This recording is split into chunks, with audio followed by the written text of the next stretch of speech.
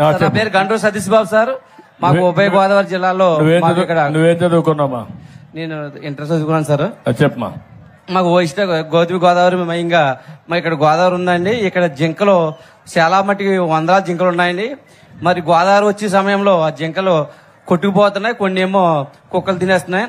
ఆ జింకల్ని పరీక్షించాలని మేము చాలా సార్లు నేను 5 నిమిషాల్లో పనిచేస్తున్నాను సార్.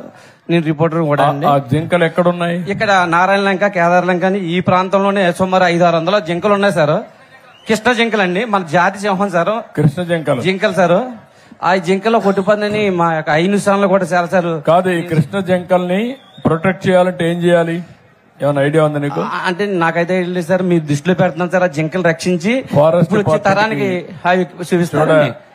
ప్రద్యుమ్న, ఫారెస్ట్ డిపార్ట్మెంట్ కి నీకే ఫారెస్ట్ డిపార్ట్మెంట్ కి చెప్పి కృష్ణ జింకలు ఉన్నాయి ఇక్కడ, 500 జింకలు ఉన్నాయి, 500-600 ఉన్నాయి. దాన్ని ప్రొటెక్ట్ చేయాలి.